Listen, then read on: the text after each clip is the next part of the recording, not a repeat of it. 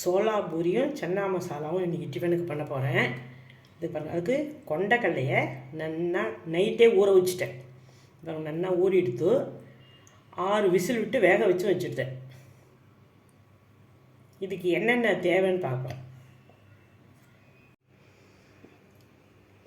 சன்னா மசாலாவுக்கு தாளிக்க பிரிஞ்சி இலை, பட்டை, சோம்பு, ஸ்டார், அப்புறம் கிராம்பு, 2 ஏலக்காய் இதெல்லாம் தாளித்து கொட்டணும் தாளிக்கிறதுக்கு. அப்புறம் அரைக்க பாருங்க மசாலா 2 தக்காளி, பெரிய தக்காளியாக 2 தக்காளியை நறுக்கி வச்சுருக்கேன், 1 வெங்காயம், அப்புறம் இஞ்சி பூண்டு, அதுக்கு தகுந்த காரத்துக்கு ஏற்ற மிளகாவத்தூள் வச்சுருக்கேன். நீங்கள் காரப்பொடி கூட போட்டுக்கணும். இது எல்லாத்தையும் மிக்சியில் இப்போது அரைக்க போகிறேன்.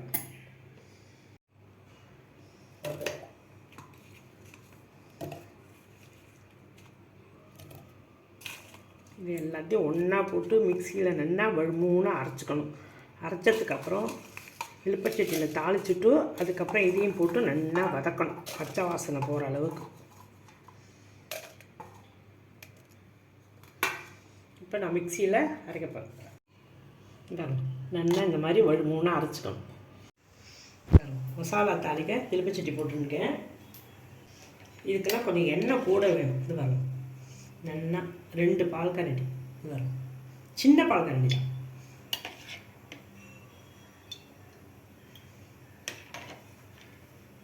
கோல்டு வின்னர் தான் ஊற்றிருக்கேன். இதுக்கு கடுகு எதுவும் கிடையாது.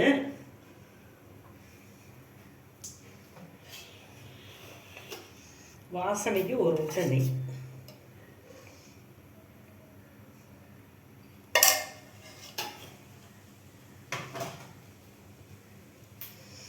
எண்ணெய் சூடானதும் இந்த ஏதோ தாளிப்பு போடணும். இதுக்கு கடுகு, கடலைப்பருப்பு, உளுத்தம்பருப்பு எதுவுமே கிடையாது. இந்த பட்டை, லவங்கம், ஏலக்காய், ஸ்டார், பிரிஞ்சி இலை, சோம்பு, எண்ணெய் காஞ்சிடுத்து. நான் முன்னாடி ஒரு சன்னா மசாலா வீடியோ தனியாக போட்டிருக்கேன். இன்றைக்கி சோளா பூரி சன்னா மசாலா. சோளா பூரி மைதா மாவு தான் பண்ணணும்.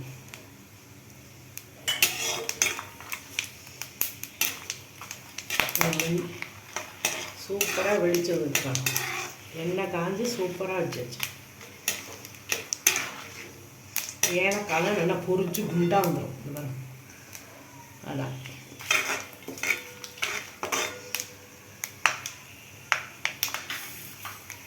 இப்போ இதில் இந்த அரைச்ச விழுதை கொட்டி நல்லா வதக்கணும்.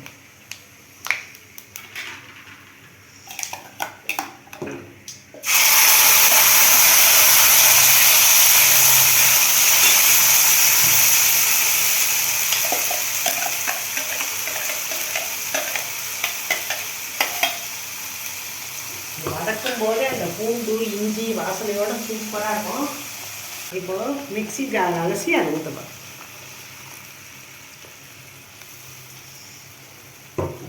கொஞ்சம் கலருக்காக நான் மிளகாவத்தூள் போட்டு அரைச்சிட்டு இருக்கேன். கொஞ்சம் கலருக்காக கொஞ்சமாக காரப்பொடி.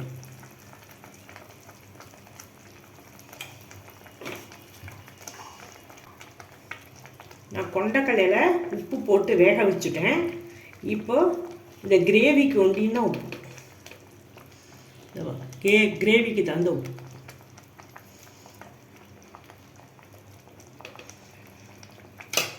ஏன்னா கொண்டக்கடலை வேக வைக்கும் போதே உப்பு போட்டால் தான் இந்த கொண்டக்கடலை உப்பு இறங்கி சூப்பராக இருக்கும். இதை நல்லா ஒரு 10 நிமிஷம் நல்லா வதங்கும். நல்லா சூப்பராக இந்த பச்சை வாசனை போகும். தக்காளி, பூண்டு, வெங்காயம் இதனுடைய வாசனையெல்லாம் கொஞ்சம் போகணும். இன்னும் கொஞ்சம் தண்ணி.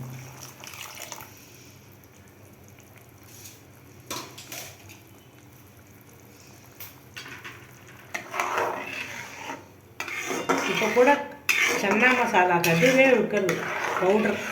நான் அதெல்லாம் வாங்கலை. ஏன்னா பவுடர்லாம் வாங்கி வச்சேன்னா ரொம்ப நாள் வீணாக போய்டுறது. நம்ம அடிக்கடி பண்ணுறதா இருக்கணும். நம்ம குழந்தைகள் வந்தபோது தான் பண்ணுறோம். அதனால் இப்படியே பண்ணிடலாம். நல்லா கொதிச்சுட்டு இன்னும் 2 நிமிஷம் கொதிக்கணும். இந்த பச்சை வாசனையெல்லாம் போகும்.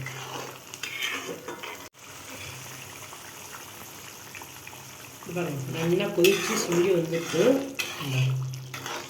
இப்போ இதில் கொண்டைக்கடலை ஆட் பண்ண போகிறேன். நீங்கள் எத்தனை கொண்டைக்கடலை எடுத்துக்கிறோம் அந்தளவுக்கு தக்காளி, வெங்காயம், காரம், உப்பெல்லாம் நீங்கள் போடணும்.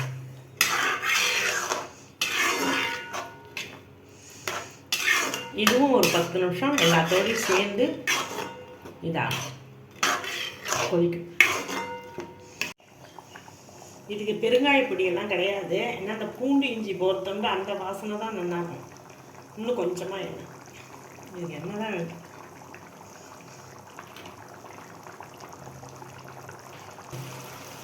கொஞ்சமாக லைட்டாக சுகர்,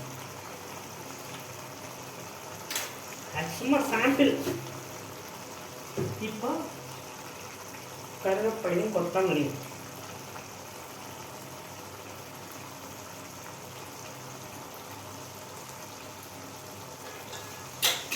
எப்படி சூப்பராக இருக்கும். அதில் சோளா பூரி, சன்னா மசாலா. சோளா பூரினாலே மைதா மாலை தான் பண்ணணும். சன்னா மசாலா ரெடி ஆகிடும்.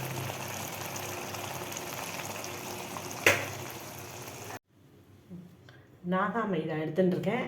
இப்போ அதில் கொஞ்சோண்டு 1 டீஸ்பூன் ரவா போட்டு நல்லா பிசைய வேண்டியது. 1 டீஸ்பூன் ரவா,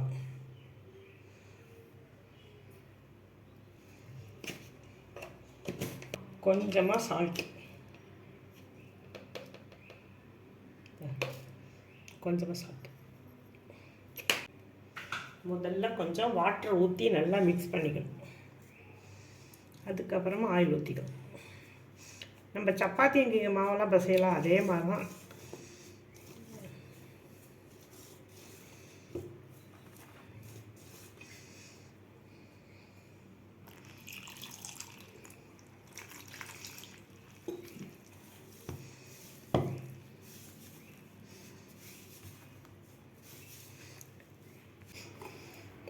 வாட்டர் ஊற்றி இப்படி நல்லா பிசைஞ்சாச்சு. இப்போ அதில் ஒரு முட்டை எண்ணெய் ஊற்றி பிசைஞ்சிக்கணும்.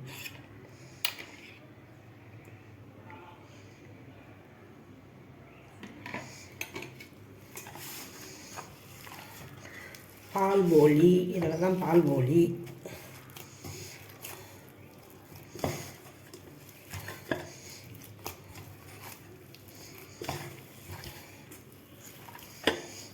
எல்லாம் சேர்ந்து ஒரு 5 நிமிஷம் இருந்தால் போதும், பூரி பண்ணிட வேண்டியதான்.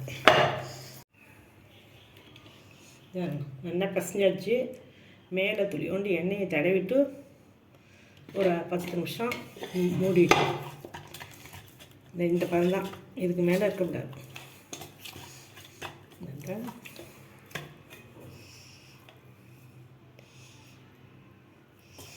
இதை ஒரு 10 நிமிஷம் மூடி வச்சுட்டு அப்புறம் அப்பளமாக இட்டு எண்ணெயில் பொரிச்சு வைக்கணும். பூரி பண்ணுற மாதிரி தான் இது. மைதா மாலை பண்ணுறது சோளா பூரி. அது என்ன சோளா பூரியோன்னு தெரியல.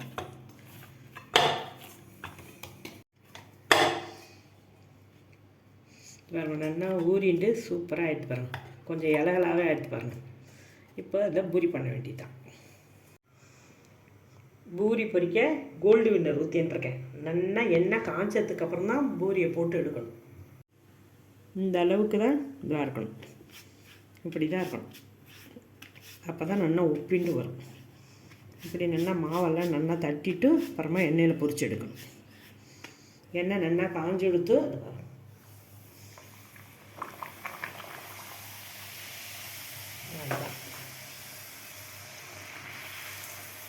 இப்போ என் பேத்திக்கு ஒன்றும் பெருசாக ஆடணுமா.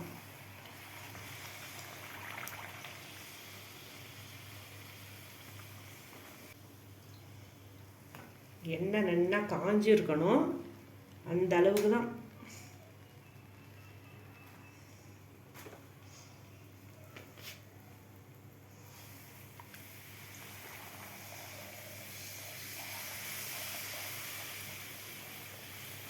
ஓகேங்களா? எப்படி ஒப்பிட்டு வருது பாருங்க. என் பேத்தி சொல்கிறா சோளா பூரினா நல்லா பெருசாக இருக்கணும், நீ பெரிய எலுப்பச்சட்டி வச்சு பெருக்க வைக்கிறேன்னு கேட்குறேன்.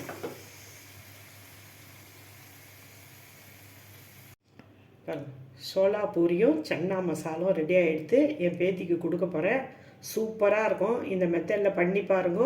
பிடிச்சிருந்தா லைக் பண்ணுங்க, ஷேர் பண்ணுங்க, மறக்காமல் சப்ஸ்கிரைப் பண்ணுங்க.